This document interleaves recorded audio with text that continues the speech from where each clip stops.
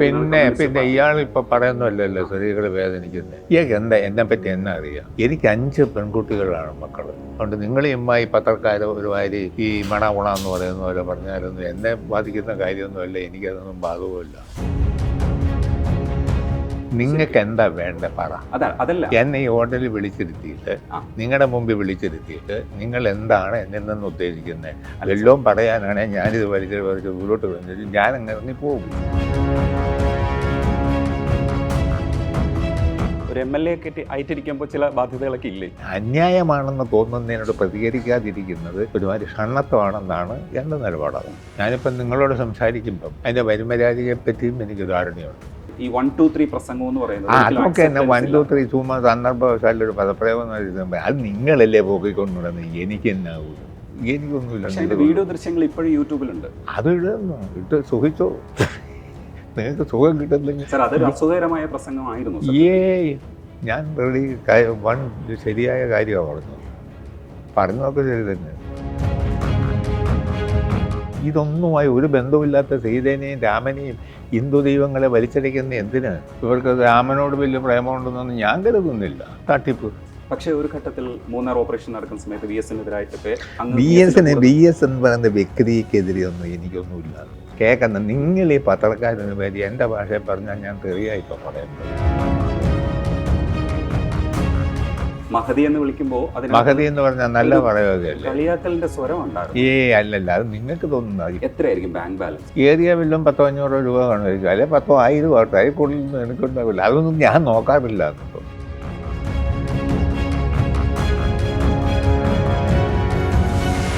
മുൻ മന്ത്രിയും MLA-യുമായ ശ്രീ MM മണിയാണ് നമുക്കൊപ്പോൾ. നമസ്കാരം സാർ. നമസ്കാരം സാർ. ഈ അടുത്ത് ഹൈക്കോടതിക്കെതിരായിട്ടുള്ള ഒരു പരാമർശം പറയുന്ന സമയത്ത് ആരൊക്കെ എന്തൊക്കെ പറഞ്ഞാലും എന്ന് പറഞ്ഞിട്ടാണ് സംസാരിക്കുന്നത്. അപ്പോൾ ഇത്തരത്തിൽ ഒക്കെ സംസാരിക്കാൻ കഴിയുന്ന ഒരു പക്ഷേ 10-27 വർഷം ഇടുക്കി ജില്ലാ സെക്രട്ടറി ആയിട്ട് കമ്മ്യൂണിസ്റ്റ് പാർട്ടിയിലൊക്കെ പ്രവർത്തിച്ചതിൻ്റെ ഒരു ആർജവോ കരുത്തോ ഒക്കെയാണോ ഇങ്ങനെ മേൽക്കീഴ് നോക്കാതെ സംസാരിക്കുന്നു എന്നുള്ളൊരു ചീത്തപ്പേരും കൂടെ സാറിനുള്ളത്? എനിക്കങ്ങനെ ഇല്ല. ഞാൻ എന്ത് സംസാരിച്ചാലും അതിൻ്റെ വരുംപരാതിയെ പറ്റി നല്ല ധാരണയുള്ള ആളാണ്. ഞാനിപ്പം നിങ്ങളോട് സംസാരിക്കുമ്പം അതിൻ്റെ വരുംപരാതിയെ പറ്റിയും എനിക്ക് ധാരണയുണ്ട്. ഇവിടെ ഇപ്പോൾ സംസാരിക്കുന്നതൊക്കെ റെക്കോർഡാകുമെന്നും ഒക്കെ എനിക്കറിയാം. അതുകൊണ്ട് ഞാൻ എന്ത് സംസാരിക്കുമ്പോഴും എന്താണ് അതിൻ്റെ വരുംപരാതിക എന്ന് മനസ്സിലാക്കി തന്നെയാണ്. പക്ഷേ വരുംപരാതിക ഇച്ചിരി മോശമാകുമെന്നോർത്ത് പറയേണ്ട കാര്യങ്ങൾ പറയാതിരിക്കുന്ന പ്രശ്നമില്ല. അത് ഞാൻ പറഞ്ഞിരിക്കും. പക്ഷേ ഈ കഴിഞ്ഞ ദിവസം റിപ്പോർട്ടർ ചാനലിൽ സ്മൃതി പരുത്തിക്കാട് ഒരു ചോദ്യം ചോദിച്ചു. സ്ത്രീ വിരുദ്ധ പരാമർശങ്ങൾക്കെതിരായിട്ടാണ് ആ ചോദ്യം വന്നത്. അപ്പോൾ സാറ് നേരെ ചൂണ്ടിയിട്ട് പറഞ്ഞത് നിങ്ങളൊരു സ്ത്രീ അല്ല എന്നുള്ള അർത്ഥത്തിൽ ഒരു സ്ത്രീ വിരുദ്ധ പരാമർശം തന്നെയാണെന്ന് തോന്നിക്കുന്ന ഒരു ധ്വനിയിലാണ് ഉത്തരം പോലും വന്നത്. അപ്പോൾ അവിടെയൊക്കെ വേദനിക്കപ്പെടുന്ന സ്ത്രീകളുടെ പക്ഷത്തു നിന്ന് കൂടെ സംസാരിക്കുന്നതാണ്. ഇയാളിപ്പോൾ പറയുന്നല്ലോ സ്ത്രീകൾ വേദനിക്കുന്നത്. ഇയാൾക്ക് എന്നെ പറ്റി എന്നാ അറിയാം? എനിക്ക് 5 പെൺകുട്ടികളാണ് പെൺകുട്ടികളാണ്. അതുകൊണ്ട് സ്ത്രീകളെ അമ്മ, സഹോദരി, മക്കള് എന്നൊക്കെ പറഞ്ഞാൽ എനിക്ക് നല്ല ബോധ്യമുള്ള ആളാണ്. അതുകൊണ്ട് നിങ്ങൾ ഈ പത്രക്കാർ ഒരുമാതിരി ഈ മണ എന്ന് പറയുന്ന പോലെ പറഞ്ഞാലൊന്നും എന്നെ ബാധിക്കുന്ന കാര്യമൊന്നുമല്ല, എനിക്കതൊന്നും ബാധകമില്ല. 5 പെൺപിള്ളേരുടെ അച്ഛനാണ് ഞാൻ. പിന്നെ സ്ത്രീകളെ ആക്ഷേപിക്കുന്നത് എങ്ങനെയാണ്? അങ്ങനെ ബഹുമാനിക്കുന്നു. പക്ഷെ അവർക്ക് അങ്ങനെ വിഷയമില്ല. അവർക്ക് അങ്ങനെ തോന്നുന്നു. അതിനകത്തൊരു സാർ അവർക്ക് തോന്നുന്നത് മാത്രമല്ല, കുറച്ചുകൂടെ നിങ്ങൾക്ക് എന്താ വേണ്ട പറ. അതല്ല, എന്നെ ഈ ഹോട്ടലിൽ വിളിച്ചിരുത്തിയിട്ട് നിങ്ങളുടെ മുമ്പിൽ വിളിച്ചിരുത്തിയിട്ട് നിങ്ങൾ എന്താണ് എന്നിൽ നിന്ന് ഉദ്ദേശിക്കുന്നത്? എല്ലാം പറയാനാണെങ്കിൽ ഞാനിത് വലിച്ച് ഉള്ളോട്ട് വന്നിട്ട് ഞാൻ അങ്ങ് ഇറങ്ങി പോകും. എനിക്ക് സമര ചരിത്രവും പോരാട്ടവും ഉണ്ട്. അതിനിപ്പം നിങ്ങളുടെ സർട്ടിഫിക്കറ്റ് എനിക്ക് വേണ്ടല്ലോ. അതല്ല, കമ്മ്യൂണിസ്റ്റ് പാർട്ടി എന്ന് പറയുന്നത് ജനങ്ങളെ സ്വാധീനിക്കുന്നൊരു പാർട്ടിയാണ്. ഇപ്പോഴും നമ്മൾ ഇടത് സ്വഭാവമുള്ള ആൾക്കാരാണ് കൂടുതലുള്ള കേരളത്തിൽ. അതൊരു മെച്ചമാണ്. കമ്മ്യൂണിസ്റ്റ് പാർട്ടിയെ സംബന്ധിച്ചിടത്തോളം ഒരു മെച്ചമാണ്. അപ്പോൾ അതിൻ്റെ ഒരു നേതാവ് അനുഭാവപൂർവ്വം പ്രവർത്തിക്കേണ്ടതുണ്ട് എന്ന് കരുതുന്നിടത്ത് സാറ് ചില സ്ഥലത്തൊക്കെ അങ്ങനെ പറയുന്നത് കൊണ്ട് മാത്രമാണ് സാറിനൊരു ഈ നല്ല പേര് നഷ്ടപ്പെടുന്നത്. എനിക്ക് അങ്ങനെ നിങ്ങൾ ഈ പറയുന്ന പോലെ നല്ല പേര് നഷ്ടപ്പെട്ടു എന്ന് എനിക്ക് യാതൊരു അഭിപ്രായവുമില്ല. ഇന്നിപ്പോൾ പരിപാടി നടത്തി. ആ പരിപാടി നടത്തിയതിൽ ആളുകൾ കൂടുതൽ എൻ്റെ അടുത്ത് വരിക എന്നെ ഇൻ്റർവ്യൂ നടത്താനാണ് താല്പര്യം കാണിച്ചത്. അപ്പോൾ എന്നോട് താല്പര്യം ഇല്ലാത്തതുകൊണ്ടാണ് അങ്ങനെ വരുമോ എന്നെ കാണാൻ? ഇത്രയും വർഷത്തെ പ്രവർത്തന പരിചയവും നേട്ടവും. അതുകൊണ്ട് നിങ്ങൾ എന്തെങ്കിലും പറഞ്ഞാൽ എനിക്കതൊന്നും ഒരു പ്രശ്നമല്ല. എനിക്ക് തോന്നുന്ന കാര്യം ഞാൻ നിങ്ങളോടാണ് പറയും. എൻ്റെ അച്ഛനോടാണേൽ പറയും, ആരോടാണേലും പറയും, എൻ്റെ നേതാക്കന്മാരോടാണേലും ഞാൻ പറയും. ഇന്നേ വരെ പറഞ്ഞിട്ടുമുണ്ട്.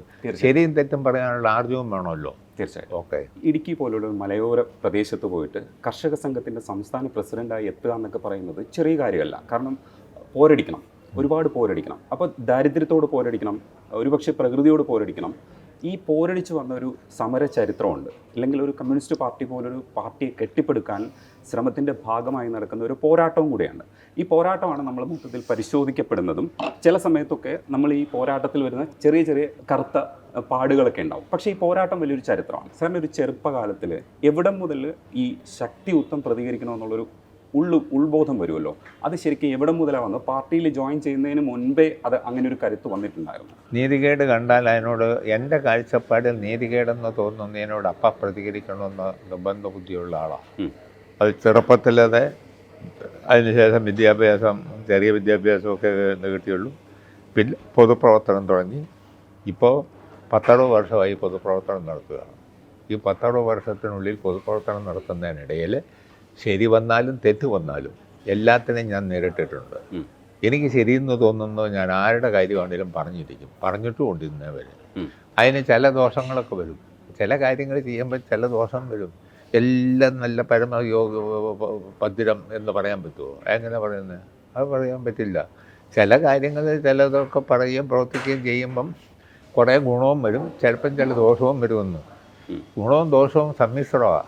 ആ ഗുണം വന്നാൽ ഗുണത്തിൻ്റെ മേശം, ദോഷം വന്നാൽ അതിനെ നേരിടും, അത്രേ ഉള്ളൂ. പക്ഷേ ഒരു ജനകീയ നേതാവിന് ഒരുപക്ഷെ ഒരു പാർട്ടിയുടെ ഔദ്യോഗിക സ്ഥാനത്ത് ഒരു MLA ആയിട്ടിരിക്കുമ്പോൾ ചില ബാധ്യതകളൊക്കെ ഇല്ലേ?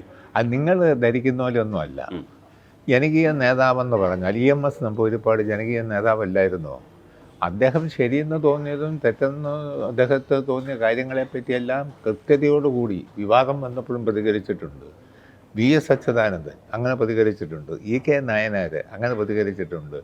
ഇന്ത്യയിലെ ഞങ്ങളുടെ നേതാക്കന്മാർ, എന്തിന് പണ്ഡിറ്റ് ജവഹർലാൽ നെഹ്റു, ഇന്ദിരാഗാന്ധി, ഏത് പൊതുപ്രവർത്തകരും ഈ രാജ്യം ഭരിച്ച ഭരണാധികാരികൾ പോലും അവർക്ക് ശരിയെന്ന് തോന്നുന്നു അവർ ഓരോ ഘട്ടത്തിലും പറഞ്ഞിട്ടുണ്ട്. ചിലത് വിവാദമായിട്ടുണ്ട്. പറഞ്ഞത് എന്നോർത്ത് അന്യായമാണെന്ന് തോന്നുന്നതിനോട് പ്രതികരിക്കാതിരിക്കുന്നത് ഒരുമാതിരി ഷണ്ണത്വമാണെന്നാണ് എൻ്റെ നിലപാടത്. അതുകൊണ്ട് കാണുന്നതിനോട് പറയും. ചിലപ്പം ചിലത് ഇച്ചിരി പാളിപ്പോയെന്നൊരു ചെറു ദോഷം വരും.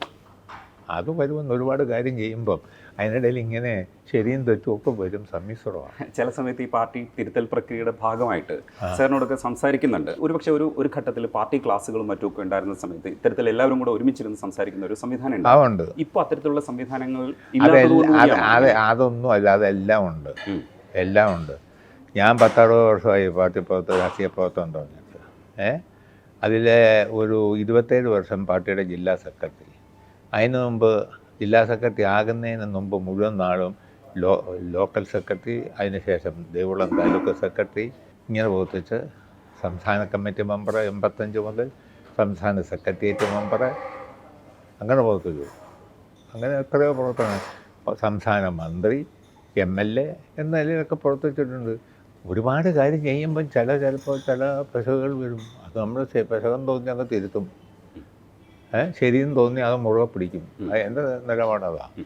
ഇപ്പോൾ നമ്മൾ സംസാരിക്കുന്ന ഒരു വിഷയങ്ങളിൽ ഒന്നെന്ന് പറയുന്നത് രാമക്ഷേത്രവുമായി ബന്ധപ്പെട്ട് ഈ ക്ഷണിക്കപ്പെടുന്നതും ക്ഷണിക്കപ്പെടാതിരിക്കുന്നതും ഒക്കെ സംസാരിക്കുന്ന ഒരു സിനാരിയോയിൽ ഒരു വലതുപക്ഷ പ്രവർത്തനം ഏറി വരുന്ന ഒരു സാഹചര്യം കൂടിയാണ്. സോഷ്യൽ മീഡിയ ഉൾപ്പെടെയുള്ളതിൽ ഒരു വലതുപക്ഷ മേൽക്കോയ്മ കിട്ടുന്നുണ്ട്. ആ സാഹചര്യത്തിൽ കുറച്ചുകൂടെ ശക്തമായി പ്രതികരിക്കേണ്ട ഒരു സമയത്തിലൂടെയല്ലേ നമ്മൾ പോയിക്കൊണ്ടിരിക്കുന്നത്? അത് നിശ്ചയമായിട്ടുണ്ട്. ഈ രാമക്ഷേത്രം പ്രശ്നമെന്ന് പറയുന്നത് ഇങ്ങനെയൊരു പ്രശ്നമാക്കേണ്ട കേസേ അല്ല. ഇന്ത്യയിലെ ജനങ്ങളെ സ്വാധീനിക്കാൻ ഇത്തരം കാര്യങ്ങൾ നൈമിഷികമായ പ്രശ്നങ്ങൾ ഉയർത്തിയാൽ കഴിയുമെന്ന് അവർ മനസ്സിലാക്കിയിട്ടുണ്ട്. അതുകൊണ്ട് തന്നെയാണ് അവരിത്. അല്ലാതെ രാമനോടോ സീതയോടോ വലിയ സ്നേഹം ഉണ്ടായിട്ടാണോ ആർക്കുണ്ടെന്ന് ഈ പറയുന്നത്? യാഥാർത്ഥ്യക്കാർക്കോ?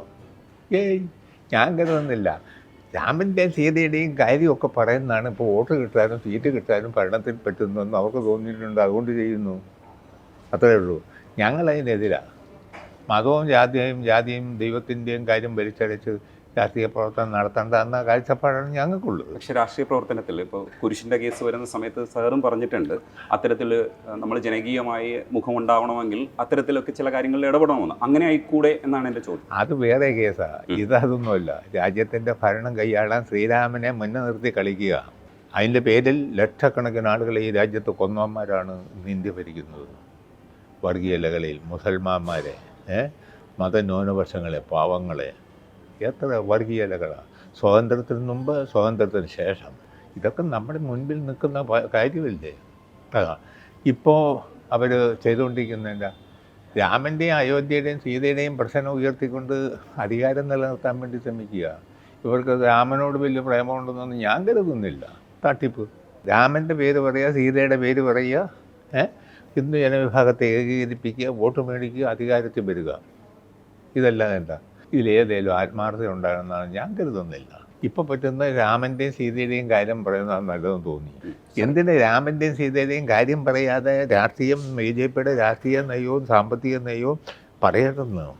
എന്തിന് ജാതിയും മതവും രാഷ്ട്രീയം ഇതെല്ലാം കൂടെ കൂട്ടിക്കുഴയ്ക്കണം? ആവശ്യമില്ലല്ലോ. രാഷ്ട്രീയമെന്ന് പറഞ്ഞാൽ ജനങ്ങളുടെ പ്രശ്നമാണ്. അത് പറയട്ടെ, ഭരിക്കട്ടെ, ജനങ്ങൾക്ക് സേവനം ചെയ്യട്ടെ. അത് രാഷ്ട്രീയ പാർട്ടിയുടെ ബാധ്യതയാണല്ലോ. അതിനകത്ത് സീതയെയും രാമനെയും, ഇതൊന്നുമായി ഒരു ബന്ധവുമില്ലാത്ത സീതേനെയും രാമനെയും ഹിന്ദു ദൈവങ്ങളെ വലിച്ചടിക്കുന്ന എന്തിന്? കോൺഗ്രസും ഒരു ഘട്ടത്തിൽ അതങ്ങനെ തന്നെ അതിൻ്റെ പ്രയോഗമാണല്ലോ ഇപ്പം അനുഭവിച്ചുകൊണ്ടിരിക്കുന്നത്. കോട്ടയിലും കൊള്ളുകയില്ല, എങ്ങും കൊള്ളുകയില്ലാത്ത വരുവായിട്ടുണ്ടല്ലോ ഇപ്പം. കോൺഗ്രസ് അതെ, ഇന്ദിരാഗാന്ധി അതെ, നെഹ്റു കുറേ വ്യത്യസ്തനായിരുന്നു. അതിന് ശേഷം ഉള്ളവർ ശാസ്ത്രീയം വേണേൽ കുറച്ച് വ്യത്യസ്തമാക്കാം.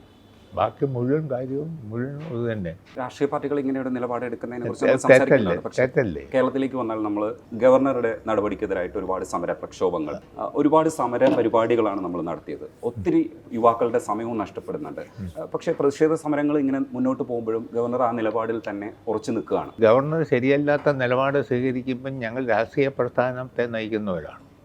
അപ്പം അതിൽ ഗവർണറുടെ നയങ്ങൾക്കെതിരെ, BJPയുടെ നയങ്ങൾക്കെതിരെ കേന്ദ്ര ഗവൺമെൻറ് അയാളെ പിന്താങ്ങിക്കൊണ്ടെടുക്കുന്ന നിലപാടിനെതിരെ ജനങ്ങളെ അണിനിരത്തേണ്ട ബാധ്യത ഞങ്ങൾക്കുണ്ട്. ആ ബാധ്യതയാണ് ഞങ്ങൾ നിറവേറ്റത്. അത് ഇനിയും ഞങ്ങൾ ചെയ്യും. ഞങ്ങൾ പ്രതികരിച്ചു എന്നുള്ളതുകൊണ്ട് ഗവർണർ അന്നേരം അയ്യോ പാവം സുല്ല് പറഞ്ഞ് എല്ലാം തിരുത്തിക്കളയുന്ന തെറ്റായ വ്യാമോഹമൊന്നും ഞങ്ങൾക്കില്ല. പക്ഷേ ഞങ്ങൾക്ക് ജനങ്ങളോട് പറയേണ്ട ബാധ്യതയുണ്ട്. ആ ബാധ്യത ആർക്കിഷ്ടപ്പെട്ടാലും പെട്ടില്ലെങ്കിലും ഞങ്ങൾ പറഞ്ഞുകൊണ്ടിരിക്കും. മറ്റൊരു കാര്യം ചോദിക്കാനുള്ളത്, സാറിൻ്റെ ഒരു ചെറുപ്പകാലം കുറച്ച് ദരിദ്രമായ ചുറ്റുപാടൊക്കെ ആയിരുന്നു. അതിനകത്ത് നിന്ന് മറികടന്ന് വരിക എന്നുള്ളത് ഒരു കാലത്തിൽ അങ്ങനെ ചെയ്തിട്ടുണ്ട്. പക്ഷേ MLA ആയിരിക്കുമ്പോഴൊക്കെ ലളിത ജീവിതം നയിക്കലാണ് സാറിൻ്റെ ഒരു പ്രത്യേകത എന്ന് പറയുന്നത്. ഈ ലളിത ജീവിതത്തിന് മാറി നടക്കാൻ വേണ്ടിയിട്ട് എപ്പോഴെങ്കിലും ഒരു വ്യാമോഹമൊന്നും? എനിക്ക് അങ്ങനെയൊന്നും എനിക്ക് തോന്നിയിട്ടില്ല. നല്ല കുപ്പായ ഇട്ട് നടക്കുക, മറ്റൊരു ഇപ്പോഴും ഉണ്ടല്ലോ എനിക്ക്. ഞാനേ MLA ആകുന്നതിന് മുമ്പും വെള്ളക്കുപ്പായമാണ്. ചെറുപ്പകാലത്തായിരുന്നപ്പോൾ രാഷ്ട്രീയ പ്രവർത്തനം നടത്തുമ്പോഴും കളർ ഉടുപ്പ് ഒക്കെ ഉപയോഗിക്കുമായിരുന്നു. മുണ്ട്, സാധാരണ മുണ്ട്, ഇതെല്ലാം. അതിപ്പോഴും ഇപ്പം വെള്ളയാണ്. ദീർഘവർഷങ്ങളായി വെള്ള തന്നെ. വെള്ള ഉപയോഗിക്കുന്നു, വെള്ളമുണ്ട്, വെള്ള ഷർട്ട്. അതാണ്. അത് ഒരുപാട് വില കൂടിയതൊന്നും വേണമെന്ന് എനിക്ക് നിർബന്ധവുമില്ല. അത് ഉപയോഗിക്കുന്നു, അത് അലക്കി വൃത്തിയാക്കി കൊണ്ടു നടക്കുന്നു. അതങ്ങനെ പോകണമെന്നുള്ള ചിന്തയാണ് നമുക്കുള്ളത്. അതിനപ്പുറത്തേക്ക് പോകണമെന്നുള്ള ചിന്തയില്ല. ഈ പാവപ്പെട്ടവർക്ക് വേണ്ടി നിരന്തരം സംസാരിക്കുകയും അവരുമായിട്ട് സംസർഗത്തിൽ ആയിരിക്കുകയും അപ്പർ ക്ലാസ്സുമായിട്ട് എനിക്ക് ബന്ധം വേണ്ട എന്നതും അങ്ങനെ ഒരു നിലപാട് എടുക്കുന്നതിൻ്റെ ഭാഗവും കൂടിയാണോ ഈ ലളിത ജീവിതം? ഒന്ന്, നമ്മൾ എന്തെങ്കിലും ഒരു നിലപാട് രാഷ്ട്രീയമായോ സംഘടനാപരമായോ പ്രത്യാശാസ്ത്രപരമായോ എടുക്കുന്ന നിലപാട് ആരെയെല്ലാം ബോധിപ്പിക്കാൻ വേണ്ടിയൊന്നുമല്ല. നമ്മുടേതായ ധർമ്മം ശരിക്ക് വേണ്ടി നിൽക്കണമെന്നും പരമാവധി ജനങ്ങൾക്ക് സേവനം ചെയ്യണമെന്നും ജനങ്ങളെ അതിനുവേണ്ടി അണിനിരത്തണമെന്നും ജനങ്ങളുടെ താല്പര്യങ്ങൾക്കെതിരെ നിലവിലുള്ള ഭരണ സംവിധാനം പ്രവർത്തിക്കുമ്പോൾ അതിനെതിരെ അതിനെ എതിർക്കണമെന്നും ഇപ്പം മനോഭാവം എനിക്ക് എന്നുമുള്ളത് എപ്പോഴും ഉള്ളത്. അത് ജനങ്ങളുടെ കൂടെ തന്നെ നിൽക്കണമെന്നൊക്കെ താല്പര്യമാണ്. അങ്ങനെ അല്ലാത്ത കമ്മ്യൂണിസ്റ്റ് നേതാക്കൾ ഉള്ളപ്പോൾ സാറിന് മനോവിഷമം ഉണ്ടാവില്ലേ? അങ്ങനെ വേണ്ട നിലയിൽ അതിനോട് വിയോജിപ്പ് വരുമല്ലോ. അല്ലാതെ പ്രവർത്തിച്ച എല്ലാവരും ഈ വിയോജിപ്പുകൾ പ്രകടിപ്പിക്കുന്ന പലപ്പോഴും പാർട്ടിക്കകത്ത് പറയേണ്ടത് പാർട്ടിക്കകത്ത് പറയും. അതല്ലേ ശരി. പബ്ലിക്കിൽ അങ്ങനെ ഞാൻ പറയാറില്ല. ഏത് എൻ്റെ സഹപ്രവർത്തകരെ അത് ഞങ്ങൾക്ക് സംവിധാനം ഉണ്ടോ അവിടെ പറയും. പക്ഷേ ഒരു ഘട്ടത്തിൽ മൂന്നാർ ഓപ്പറേഷൻ നടക്കുന്ന സമയത്ത് BS എന്ന് പറയുന്ന വ്യക്തിക്കെതിരെ ഒന്നും എനിക്കൊന്നുമില്ല. എന്ത് അങ്ങനെ ഞങ്ങളുടെ പാർട്ടിയുടെ പോകുന്ന നേതാവല്ലേ. അങ്ങനെയുള്ള ആദരവുണ്ട്, ഇപ്പോഴും ഉണ്ട്, അപ്പോഴും ഉണ്ട്. പക്ഷെ കേൾക്കുന്ന നിങ്ങൾ ഈ പത്രക്കാരന് പേര് എൻ്റെ ഭാഷയിൽ പറഞ്ഞാൽ ഞാൻ തെറിയായി ഇപ്പം പറയുന്നത്. ഞാനത് പറയുന്നില്ല ഇതായോണ്ട്. നിങ്ങൾ ഈ പൊക്കി കാണിക്കുന്നത് വലിയ കാര്യമുണ്ടോ? എന്ത് VS വിയോജിപ്പുള്ളി ഏതെങ്കിലും അവിടുത്തെ പുള്ളി ചെയ്ത ചില കാര്യങ്ങളോട് ആ പുള്ളിയല്ല ചെയ്തേ, പുള്ളിയെ മുന്നേ നിർത്തി കുറേ ഉദ്യോഗസ്ഥന്മാർ ചെയ്ത ചില കാര്യങ്ങളോടാണ് വിയോജിപ്പ്. പക്ഷെ അന്ന് പേരെടുത്ത് വിമർശിച്ചിരുന്നു. അത് വിമർശിക്കുമല്ലോ, അതൊക്കെ ശരി തന്നെയാണെന്നാ എൻ്റെ ഇപ്പോഴും ചിന്തയാതെ, അന്നും ചിന്തയാതെ, ഇപ്പോഴും അത്. മറ്റൊരു വീഴ്ചയായിട്ട് കരുതുന്നത് ഈ 1, 2, 3 പ്രസംഗം എന്ന് പറയുന്നത് അതൊക്കെ തന്നെ 1, 2, 3 ചുമ്മാ സന്ദർഭവശാലൊരു പദപ്രയോഗം അത് നിങ്ങളല്ലേ പോക്കിക്കൊണ്ടുവരുന്നത്. എനിക്ക് തന്നെ ആവുള്ളൂ, എനിക്കൊന്നുമില്ല. പക്ഷേ അതിൻ്റെ വീഡിയോ ദൃശ്യങ്ങൾ ഇപ്പോഴും യൂട്യൂബിലുണ്ട്. അത് ഇടുന്നു, ഇട്ട് സുഖിച്ചോ. നിങ്ങൾക്ക് സുഖം കിട്ടുന്നില്ലെങ്കിൽ നമുക്ക് സന്തോഷം. കാര്യമല്ല, അസുഖകരമായ ഒരു കാര്യമായിരുന്നു. എനിക്ക് സുഖമൊന്നുമില്ല സാർ, അതൊരു അസുഖകരമായ പ്രസംഗമായിരുന്നു. ഞാൻ റെഡി ശരിയായ കാര്യമാണ് പറഞ്ഞതൊക്കെ ശരി തന്നെ. അത് ചന്ദ്രശേഖരൻ മതവും അത് തുടർന്ന് വലിയ വിവാദം വന്നപ്പം പാർട്ടി നടത്തിയ ക്യാമ്പയിൻ്റെ ഭാഗമായി ഞാൻ നടത്തിയ പ്രസംഗമാണ്. അതിലൊന്നും എനിക്കൊരു ഞാനൊന്നും ബോധ്യപ്പെടുന്നില്ല, തിരുത്തൊന്നുമില്ല. അതേപോലെ തന്നെയാണ് ഈ ചന്ദ്രശേഖരൻ വധവുമായിട്ട് ബന്ധപ്പെട്ട് നിയമസഭയ്ക്ക് ഉള്ളിൽ പറയുന്ന ഞാൻ വേറെ അങ്ങനെയൊന്നും പറഞ്ഞിട്ടൊന്നുമില്ല. മഹതി എന്ന് വിളിക്കുമ്പോൾ മഹതി എന്ന് പറഞ്ഞാൽ നല്ല പറയുകയല്ലേ, കളിയാക്കലിന്റെ സ്വരം ഉണ്ടായിരുന്നു. അല്ലല്ല, അത് നിങ്ങൾക്ക് തോന്നുന്നത് ഈ പത്രക്കാരെന്ന് പറയുന്ന മാതിരി ഇങ്ങനെ ഇരുന്ന് എവിടെ എന്തെങ്കിലും വേല വെക്കാമെന്ന് നോക്കുന്ന വർഗമാണ്. അത് നിങ്ങളുടെ ഒരു സ്വഭാവം. എനിക്കങ്ങനെയൊന്നുമില്ല. എനിക്ക് അവരോട് ഇപ്പോഴും ഞാൻ സംസാരിക്കും. പാർട്ടിയിൽ ഇതേ അഭിപ്രായം തന്നെയാണോ സാർ ഉണ്ടായിരുന്നത്? ഈ പ്രസംഗങ്ങളെ സംബന്ധിച്ച് പാർട്ടിയിൽ അതേ അഭിപ്രായം തന്നെയാണ്. പാർട്ടിയിൽ എന്താ, പാർട്ടിക്ക് എന്തെല്ലാം തോന്നിയെന്നോ ഇപ്പം നിങ്ങളോട് പറയേണ്ട കാര്യം എനിക്കെന്തോ. അതിൻ്റെ കാര്യം പൊതുധാരണയെ പറ്റിയിട്ട് അത് കാര്യമില്ല. ഞാൻ എൻ്റെ ഭാഗത്ത് തെറ്റുണ്ട്, പാർട്ടി എന്നത് തെറ്റാണെന്ന് പറയും. അത് സ്വാഭാവികമായി ആരോടും പറയും പാർട്ടി തെറ്റ് കാണിച്ചാൽ. അതിന് അതീതരായി ഇന്ത്യയിലെ ഒരു കമ്മ്യൂണിസ്റ്റ് നേതാക്കന്മാരും ഇല്ല. പിന്നെ ഞാനൊക്കെ 7ാം കൊല്ലം പാവം അല്ല സാർ, ആരെ പറ്റിയും പറയും, വിമർശിച്ചിട്ടുണ്ട്, സ്വയം വിമർശനം നടത്തിയിട്ടുണ്ട്. പെശക് വന്നാൽ ചൂണ്ടിക്കാണിക്കും, അത് തിരുത്തേണ്ടി വരും. അത് പാർട്ടി അങ്ങനെ ഒരു കൂട്ടായ്മയാണ്. സ്വയം വിമർശനം നടത്തി എന്ന് പറഞ്ഞല്ലേ, അടുത്ത കാലത്ത് നടന്ന ഏതെങ്കിലും സംഭവത്തിൽ ഇങ്ങനെ പുറകോട്ട് പോകണമെന്ന് തോന്നിയ ഒരു എനിക്ക് തോന്നിയിട്ടില്ല. ഇല്ല. അപ്പോൾ ഏത് കാര്യത്തിലാണ് സ്വയം വിമർശനം നടത്തിയെന്ന്? ഇല്ല, അങ്ങനൊന്നുമില്ല. എനിക്ക് ഞാൻ നടത്തിയ പ്രസംഗം, അതേ തുടർന്ന് വന്ന കേസ് പ്രസംഗം, ഇതൊന്നും എന്നെ പിന്നെ ചിന്തിപ്പിച്ചിട്ടൊന്നുമില്ല. ഞാൻ അന്ന് പറഞ്ഞതിലൊക്കെ ഇപ്പോഴും നിൽക്കുന്നു, നാളെ അങ്ങനെ തന്നെ നിൽക്കും. പക്ഷേ ഈ സ്ത്രീ വിരുദ്ധതയുടെ കാര്യം ഞാൻ എടുത്തു ചോദിക്കുന്ന ഒരു സ്ത്രീവിരുദ്ധം എന്ന് പറയാം, ഞാൻ വല്ലതും പറഞ്ഞു പിടിപ്പിക്കും. അതല്ല ഞാൻ അറിയാൻ വേണ്ടി ചോദിക്കാം. അല്ല പിന്നെ സ്ത്രീ എന്ത് സ്ത്രീ അല്ല, പക്ഷേ പ്രസ്താവനകൾ എന്നെ ഒരു തള്ള പ്രസവിച്ചാടൂ, സ്ത്രീയല്ലേ പ്രസവിച്ചതാ. എനിക്ക് 5 പെൺപിള്ളേരാ. പിന്നെ ഞാൻ സ്ത്രീവിരുദ്ധം പറയുന്നതാണ്. ഇയാൾ എന്നെ മനസ്സിലാക്കിയിട്ടാണ് എന്നെപ്പറ്റി പറയുന്നത്. ഒരു ചുക്കും എന്നെപ്പറ്റി അറിയാൻ വരാം. എൻ്റെ നാട്ടിൽ താൻ അന്വേഷിച്ച് നോക്ക്, അങ്ങനെ ഞാനൊന്നും ജനകീയനാണ്. എല്ലാ കാര്യങ്ങളിലും അങ്ങനെയാണ്. നിങ്ങളുടെ വിഷമം പറഞ്ഞാൽ, നിങ്ങൾ വിശക്കുന്നു എന്ന് പറഞ്ഞാൽ, നിങ്ങൾക്ക് ഭക്ഷണം മേടിച്ചത് മിനിമം തന്നില്ലെങ്കിൽ എനിക്ക് മനസ്സിന് സുഖമില്ലാത്തൊരു മനോഭാവക്കാരനാണ് ഞാൻ. ഞാൻ ആരെയും പുകഴ്ത്താൻ പറയുന്നില്ല, എൻ്റെ മനസ്സില്ല. ഒരു വിഷമം പറഞ്ഞാൽ സഹായിക്കണം. അതിൻ്റെ പോക്കറ്റിലുള്ളതിൻ്റെ ഒരു പങ്കാണെങ്കിൽ എടുത്ത് കൊടുത്ത് സഹായിച്ചിരിക്കും. ഞാനൊരു കുസൃതി ചോദ്യം ചോദിക്കട്ടെ? ഓ, എത്രയായിരിക്കും ബാങ്ക് ബാലൻസ്? എനിക്ക് ബാങ്ക് ബാലൻസ് എന്നതാ വല്ലതും 5,000 രൂപ വല്ലതും കാണുമായിരിക്കും, ഞാൻ നോക്കണം. സാർ ഇപ്പോൾ മന്ത്രിയായിരുന്ന ഒരാളാണ്. ഒന്നുമില്ല, കാര്യമില്ല. വല്ലതും 5, 10, 50 ഏറിയ വല്ലതും 100, 500 രൂപ കാണുമായിരിക്കും, അല്ലെങ്കിൽ 10, 1000 ആവട്ടെ, അതിൽ കൂടുതലൊന്നും എനിക്കുണ്ടാവില്ല. അതൊന്നും ഞാൻ നോക്കാറില്ല. എന്നിപ്പം അവിടെ 500 രൂപ കിടക്കുന്നെന്നും പറഞ്ഞ് ഇത് നോക്കിക്കൊണ്ടിരിക്കും. പിന്നെ ഇപ്പം ഞാൻ ഈ പ്രവർത്തനം കൊണ്ടൊക്കെ നടന്നാൽ സഹാക്കൾ എനിക്ക് ഭക്ഷണമൊക്കെ മേടിച്ച് തരും, വണ്ടിക്ക് ഡീസൽ അടിക്കാൻ പൈസയൊക്കെ തരും, ഡീസൽ അടിച്ച് തരും. ഇപ്പോഴും ആരെങ്കിലും ഒക്കെ വാങ്ങിച്ചു തരുന്ന ഉടുപ്പൊക്കെയാണോ ഇടുന്നത്? ആ സഹാക്കന്മാർ മേടിച്ച് തരും, ആരെങ്കിലും അല്ല. ആരെങ്കിലും മേടിച്ച് തന്നാൽ മേടിക്കില്ല. ഇല്ല, വാങ്ങില്ല. ഞാൻ സ്വന്തമായി ഷർട്ടും മുണ്ടും മേടിച്ചിട്ട് ഒരുപാട് നാളായി. അതൊക്കെ ഞങ്ങളുടെ പാർട്ടി സഹാക്കൾ, എന്നെ അറിയാവുന്നവർ ഉണ്ട്, അവരെനിക്ക് ഷർട്ടും മുണ്ടും ഒക്കെ വാങ്ങിച്ചു തരും. ഞാൻ ആ സന്തോഷപൂർവ്വം സ്വീകരിക്കും. വല്ല വിദേശ യാത്ര എങ്ങാനും പോകുമ്പോഴേ അല്ലാതെ ഞാൻ വല്ല ഡ്രസ്സൊക്കെ മേടിക്കാറുള്ളൂ. ഈ ആരെങ്കിലും ഒക്കെ സഹായിക്കണമെന്ന് തോന്നുമ്പോൾ നമ്മുടെ കയ്യിൽ കുറച്ച് പൈസ ഉണ്ടെങ്കിലും അതിൻ്റെ ഒരു പങ്ക് കൊടുക്കണം. അല്ല, ഞാൻ ചോദിക്കുന്നത് ഈ നമ്മുടെ കയ്യിൽ ഉണ്ടായിരുന്നെങ്കിൽ കൊടുക്കായിരുന്നു നമുക്ക് തോന്നുമല്ലോ. അത് ഇല്ലേ എന്നാലും പോക്കറ്റ് തപ്പി നോക്കി ഉള്ളത് കൊടുക്കും. അല്ല, പോക്കറ്റിലല്ല, അക്കൗണ്ടിലേക്ക് നമുക്ക് നോക്കാം. അക്കൗണ്ടിലൊന്നും നോക്കാൻ അവിടെ ഒന്നും ഇല്ലെന്ന്. അക്കൗണ്ടില്ലേ ഒന്നുമില്ല. അതൊക്കെ നമുക്ക് എന്തെങ്കിലും എനിക്ക് ശമ്പളം കിട്ടിയെന്നാലുണ്ടെങ്കിൽ വീട്ടിൽ എൻ്റെ ഒരു പങ്ക് കൊടുക്കും. ബാക്കി കൊണ്ട് നടന്ന് എൻ്റെ കൂടെയുള്ളവർക്കൊക്കെ സാപ്പാട് മേടിച്ച് കൊടുക്കും. ഞങ്ങൾ 3-4 പേരൊക്കെ കാണും. ഈ കൃഷി, പണ്ടത്തെ കൃഷി എന്നതൊക്കെ ഇനിഷ്യേറ്റീവ് എടുത്തിരുന്നത് സാറായിരുന്നു കുടുംബത്തിൽ. അതെ, അമ്മയൊപ്പം നിന്ന് ഈ കാര്യങ്ങളൊക്കെ ചെയ്യുന്ന സമയത്ത് എല്ലാവരും ഒരു സ്നേഹം കൂടുതൽ ഉണ്ടായിരുന്നിരിക്കും. ആ സമയത്ത് എങ്ങനെയായിരുന്നു ഇവരെയൊക്കെ ചേർത്ത് പിടിച്ച് മുന്നോട്ട് പോകണം? പിന്നെ വേണ്ടേ, ഞാൻ മൂത്തവനല്ലേ, ആ മൂത്തവൻ എന്ന നിലയിൽ എൻ്റെ സഹോദരങ്ങൾ വളർന്നു വരണം, അവർ മിടുക്കരാകണം, കുടുംബത്തിൻ്റെ ഭദ്രത ഉണ്ടാവണം, അച്ഛനും അമ്മയ്ക്കും ആശ്വാസം പകരണം. ഇതെല്ലാം എൻ്റെ ബാധ്യതയാണ്. ഞാൻ അതെല്ലാം ചെയ്തിട്ടുണ്ട്, എന്നെക്കൊണ്ട് പറ്റുന്നിടത്തോളം ഒക്കെ ചെയ്തിട്ടുണ്ട്, ഇപ്പോഴും ചെയ്യും. ഇപ്പം നിങ്ങൾ നാളെ വന്ന് കണ്ട് അപ്പോഴേ എനിക്ക് വീട്ടിൽ വിഷമമാണ്, ഭക്ഷണം അരി മേടിക്കാൻ കാശില്ല എന്ന് പറഞ്ഞാൽ ഞാൻ നിങ്ങൾക്ക് എൻ്റെ പോക്കറ്റിലുള്ള ഒരു പങ്ക് തന്നില്ലെങ്കിൽ എനിക്ക് തീരെ വിഷമാകും. ഇല്ല, ഞാൻ എവിടെയെങ്കിലും ഉണ്ടാക്കിയെല്ലാം തരണമെന്നുള്ള മനോഭാവമാണ് എനിക്കുള്ളത്. അത് തന്നെയാണ് എൻ്റെ ഏറ്റവും വലിയ നേട്ടവും. അതുകൊണ്ട് എൻ്റെ ബാങ്ക് ബാലൻസോ കുന്തോ കുടച്ചക്കറോ, ഞാൻ മന്ത്രിയായിരുന്നു, എനിക്കൊരു കുന്തവുമില്ല. പിന്നെ പെൻഷൻ കിട്ടും, MLA ഒക്കെ ആയതുകൊണ്ട്. ഇപ്പം കിട്ടും, ശമ്പളം കിട്ടും. ശമ്പളം കിട്ടി അതെല്ലാം ചിലവായി പോകുന്നു.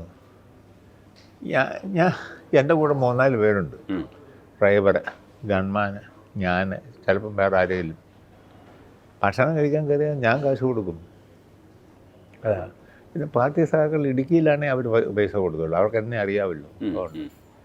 ജില്ലാ സെക്രട്ടറി ആണെങ്കിലും ആരാണെങ്കിലും അതേ നമ്മളിങ്ങനെയാണ്. ഇപ്പം നിയമസഭ കൂടാൻ പോയാൽ അവിടെ എൻ്റെ കൂടെയുള്ള PA ഉണ്ട്, അഡീഷണൽ PA കാണും, ഗൺമാനുണ്ട്, ഞാനുണ്ട്, 4 പേര് 5 പേര് കണിശമായും കാണും. അവർക്കൊക്കെ ഭക്ഷണമൊക്കെ ഞാൻ മേടിച്ചു കൊടുക്കും, എൻ്റെ കയ്യിൽ ഉള്ള കാശ് മുടക്കി. അതാണ് ഈ പോപ്പുലാരിറ്റി വന്ന ഒരു നേതാവാണ്, പലതരത്തിലാണ് പോപ്പുലർ ആയിട്ടുള്ളത്. എവിടെയെങ്കിലുമൊക്കെ ചെല്ലുമ്പോൾ ആൾക്കാർ ഈ പോപ്പുലാരിറ്റിയിലൊന്നും എനിക്ക് കാര്യമില്ല. ഞാൻ പിന്നെ പോപ്പുലറായത് ഞാൻ നടത്തിയ പ്രവർത്തനങ്ങൾ കൊണ്ടാണ്. നടത്തിയ പ്രവർത്തനം 10-60 വർഷമായി പ്രവർത്തനം. പക്ഷെ ആ നല്ല പ്രവർത്തനങ്ങളല്ല മീഡിയ ഒക്കെ ശ്രദ്ധിച്ചത്. മീഡിയ പറയുന്നത് ഞാൻ നോക്കാം. മീഡിയയിലൂടെയാണ് സാറിന് എല്ലാവരും അറിഞ്ഞത്. മീഡിയ, എന്ത് മീഡിയ? ഞാനിതൊന്നും വകവയ്ക്കാറില്ല. ഇല്ല, തമാശയോടെയല്ല. ഞങ്ങൾക്ക് പത്രം എല്ലാം ഉണ്ടല്ലോ. ആവശ്യമില്ലാത്ത പത്രം ചാനലും ഒന്നും ഞാൻ ഉപയോഗിക്കുന്നില്ല. അവർ പിന്നെ വന്ന് എൻ്റെ അഭിമുഖമോ പ്രസംഗമോ ഒക്കെ ചിലപ്പോൾ എടുക്കും, അതല്ലേ ഉള്ളൂ. ആവശ്യമില്ലാത്ത ഒരു മീഡിയയ്ക്കൊന്നും ഒരു ചെവി കൊടുക്കുന്ന ഏർപ്പാടോ അവരെ പ്രോത്സാഹിപ്പിക്കുന്ന ഏർപ്പാടൊന്നും എന്നെ സംബന്ധിച്ചില്ല. പ്രവർത്തിച്ചൊക്കെ പ്രസിദ്ധി ഉണ്ടായാൽ മതി. ചുമ്മാതെ മീഡിയക്കാരന് കള്ളു മേടിച്ച് കൊടുത്തിട്ട് അവൻ്റെ എന്നിട്ട് നല്ല പേര് മണിങ്ങനെ സുന്ദര പുരുഷൻ മഹാൻ എന്നും പറഞ്ഞ് എഴുതുന്നൊന്നും എനിക്ക് താല്പര്യമില്ല. നമ്മൾ ശരിക്കും പ്രവർത്തിച്ചാൽ തന്നെ വന്നോളും. അപ്പം ജനങ്ങളുടെ ഇടയിൽ ഇങ്ങനെ ഇറങ്ങി നിൽക്കുമ്പോൾ കിട്ടുന്ന ഒരു എനർജി മതി, അതും മതി. അതാണ് നമ്മുടെ.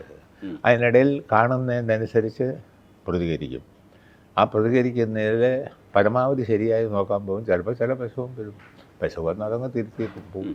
പക്ഷേ ഈ അടുത്ത് ഒരു വിവാദം ഉണ്ടായ വ്യക്തിപൂജ, വ്യക്തി ആരാധനയൊന്നും CPM പാർട്ടി ഒരിക്കലും പിന്തുണയ്ക്കുന്നതല്ല.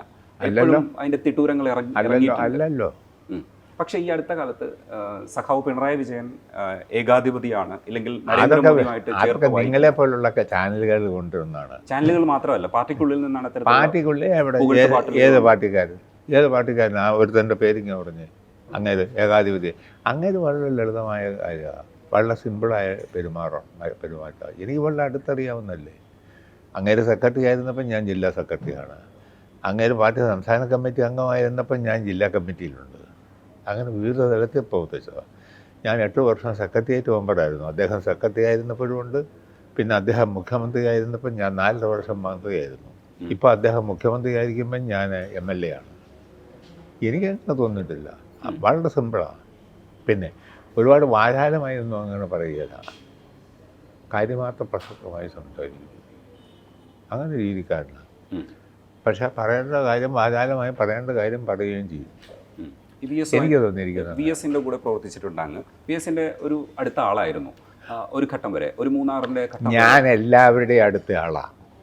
പിന്നെ എൻ്റെ പാർട്ടിയിലുള്ളവരുടെ EMS നായനാർ, VS അച്യുതാനന്ദൻ, അതിന് മുമ്പുള്ള നേതാക്കന്മാർ, അവരൊക്കെ എൻ്റെ ആരാധ്യരായ നേതാക്കന്മാരല്ലേ. അപ്പോൾ അവരുടെ ഒരു ആളാണ്, കീഴ്ഘടകത്തിൽ പ്രവർത്തിക്കുന്ന ആളാണ്, അവരെൻ്റെ നേതാവാണ്. അവരുടെ അതിൻ്റെ ആദരവും ബഹുമാനവും എന്നുകൊണ്ട്, അന്നുകൊണ്ട്, ഇന്നുകൊണ്ട്, നാളെയും ഉണ്ടാകും. കേന്ദ്ര സർക്കാരിന്റെ ഈ തുടർച്ചയുണ്ട്. ഈ തുടർച്ച ഇടതുപക്ഷ പാർട്ടികളെ അല്ലെങ്കിൽ പ്രതിപക്ഷ പാർട്ടികളെ എല്ലാം ഭയപ്പെടുത്തുന്ന ഒരു തുടർച്ചയാണ്. അതെ, അത് എങ്ങനെ നേരിടുമെന്നാണ്? അത് ഞങ്ങൾ ജനങ്ങളെ ബോധവൽക്കരണം നടത്തുന്നുണ്ടല്ലോ. കേന്ദ്ര ഗവൺമെൻറ് അവഗണന കാണിച്ചാൽ അത് അല്ലാതെ രാഷ്ട്രീയമായ വിദ്വേഷം വെച്ച് പെരുമാറി അതിലെല്ലാം ഇവിടുത്തെ ജനങ്ങളെ ബോധവൽക്കരണം നടത്തി ജനങ്ങളെ ഞങ്ങളുടെ കൂടെ നിർത്തും. അതിനുള്ള പ്രവർത്തനം ഞങ്ങൾ നടത്തും. ഇടയ്ക്ക് സംസാരിച്ച ഈ പെൺപിളെ ഒരുമയെക്കുറിച്ചുള്ള കമൻറ്റ് അത് അങ്ങനെ തന്നെ വേണമായിരുന്നു എന്നാണ്. പിന്നെ അതെല്ലാം വളരെ കറക്റ്റാണ് പറഞ്ഞതല്ല. ഞാനൊന്നും തിരുത്തിയൊന്നുമില്ല. ഞാൻ അതിനകത്തൊന്നും വേറൊന്നും പറഞ്ഞില്ലല്ലോ. ഇനിയിപ്പോൾ അത് ചർച്ച ചെയ്യാതിരിക്കുക നല്ലത്. എന്തിനാ വിട്ടാൽ മതി. അത് അടഞ്ഞ അധ്യായമല്ലേ. എന്ത് പെമ്പിളെ ഒരുമ എന്നൊക്കെ പറഞ്ഞ് അത് പത്രക്കാരും എല്ലാവരും കൂടെ കൂടി കുറേ പോലീസും നിങ്ങളുടെ ചാനലുകാരും എല്ലാം കൂടെ കൂടി ഉണ്ടാക്കി കൊണ്ടുവന്നൊരു സംവിധാനമാണ്. അത് പൊളിഞ്ഞു പോയില്ലേ.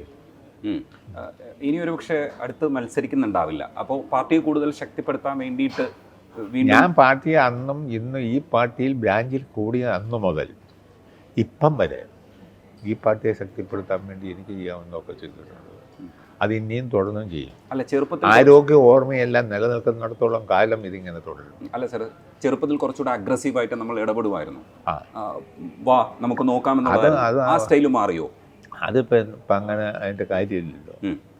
ഇപ്പം അതിൻ്റെ കാര്യമില്ല. അന്ന് ആകുമ്പം ഒരുപാട് ഈ UDF കോൺഗ്രസിൻ്റെയും വലിയ ശക്തി തീർക്കുവാണ് ഞങ്ങളുടെ ജില്ല. അതിനെ നേരിട്ടാണ്. അവരില്ലാത്ത അതിക്രമം എല്ലാം നടത്തിയിട്ടുണ്ട്. അതിനെല്ലാം ഞങ്ങൾ നേരിട്ടിട്ടുമുണ്ട്. അതല്ല ഇപ്പം നമ്മുടെ വിഷയമില്ലാത്തതുകൊണ്ട് നമ്മളങ്ങ് വിടുക. ഒരുപാട് പ്രശ്നം ഞങ്ങളെ അടിച്ചമർത്താൻ ഭരണാധികാരം ഉപയോഗിച്ച് അല്ലാതെ ഗുണ്ടായിസം നടത്തി ഞങ്ങളുടെ ട്രേഡ് യൂണിയനെ അടിച്ചമർത്താൻ ഒക്കെ അവർ നോക്കിയിട്ടുണ്ട്. അതിനെല്ലാം ഞങ്ങൾ നേരിട്ടിട്ടുമുണ്ട്. നേരിട്ട് ഞങ്ങൾ അവരെ പരാജയപ്പെടുത്തിയിട്ടുണ്ട്. പക്ഷേ ഇപ്പോൾ DYFIയിലൊക്കെ വരുന്ന യുവാക്കളോട് സംസാരിക്കുന്ന സമയത്ത് സാർ ഇരുത്തം വന്ന ഒരു സംസാരമായിരിക്കുമോ? എങ്ങനെയാണ്? അങ്ങനെ വേണമല്ലോ. അങ്ങനെ വേണം. അവർ വളർന്നു വരേണ്ടവരല്ലേ. അപ്പം നല്ല ആശയങ്ങൾ അവർക്ക് ഉണ്ടാക്കി കൊടുക്കേണ്ട ബാധ്യത നമുക്കില്ലേ. അതാണ്. അപ്പോൾ സാറിൻ്റെ മുൻകാലത്തെ ആ ഊർജ്ജത്തെക്കുറിച്ചൊക്കെ അല്ലെങ്കിൽ ആ ആർജവത്തെക്കുറിച്ചൊക്കെ അവർ പറയൂ? അതൊക്കെ അവർക്കറിയാമല്ലോ. അവർക്കറിയാം. അപ്പം ഞാൻ പോട്ടെ. ഇടതുപക്ഷത്തിൻ്റെ മുന്നോട്ട് പോക്ക് എങ്ങനെയായിരിക്കും എന്നുള്ളത് പറയൂ. കേരളത്തിൽ ഇടതുപക്ഷം ഇനിയും കൂടുതൽ ശക്തിപ്പെടണം എന്നാണ് എൻ്റെ നിലപാട്. അത് പെടും എന്നാണ് കരുതുന്നത്. ശക്തിപ്പെട്ടതുകൊണ്ടാണല്ലോ നമുക്ക് തുടർ ഗവൺമെൻറ് ഒരിക്കലും കിട്ടാത്ത തുടർ ഗവൺമെൻറ് വന്നത്. ഒന്നാം പിണറായി വിജയൻ്റെ ഗവൺമെൻറ്, ആ ഗവൺമെൻറ്റിൻ്റെ മികച്ച പ്രവർത്തനം, അന്ന് രാജ്യം നേരിട്ട പ്രതിസന്ധിയിൽ കോവിഡ്-19 പോലുള്ള മഹാദുരന്തം വന്നപ്പം മറ്റൊരു സംസ്ഥാനത്ത് നേരിടാത്ത നിലയിൽ ആ ഗവൺമെൻറ് ഭംഗിയായി നേരിട്ടത്. അത് ജനങ്ങൾക്ക് ബോധിച്ചുകൊണ്ടാണല്ലോ മികച്ച ഭൂരിപക്ഷം നൽകിയത്. അതുകൊണ്ട് ആ മികച്ച അഭിപ്രായം ഇനിയും നിലനിർത്തണം. ക്ഷേമപ്രവർത്തനം നടത്തണം, വാഗ്ദാനം നിറവേറ്റണം, ഗവൺമെൻറ്റിൻ്റെ പ്രവർത്തനം മികച്ച നിലയിൽ മുന്നോട്ട് പോകണം എന്ന കാഴ്ചപ്പാടാണ് LDFനുള്ളത്. ഞാൻ ആ അഭിപ്രായക്കാരനുമാണ്. അടുത്ത തലമുറ നേതാക്കൾ ആരൊക്കെയാണ്? കുറച്ച് പേരുടെ പേര് പറയാൻ പറ്റും? ഞാൻ പറയുന്നത് ശരിയല്ല. എൻ്റെ കാര്യമില്ല. ഇപ്പോൾ ഉണ്ടല്ലോ നേതാക്കന്മാർ. അവർ മാറേണ്ടവർ മാറും, പുതിയത് വരേണ്ടവർ വരും. അത് കാലഘട്ടത്തിൻ്റെ ആവശ്യമല്ലേ. അത് വന്നുകൊണ്ടിരിക്കും. ഞാനിപ്പോൾ അതിനോട് പ്രതികരിക്കേണ്ട കാര്യം ഇപ്പോഴില്ല. ഓക്കെ, നന്ദിയുണ്ട് സാർ സംസാരിക്കാൻ കഴിഞ്ഞു. ശരി, താങ്ക് യു.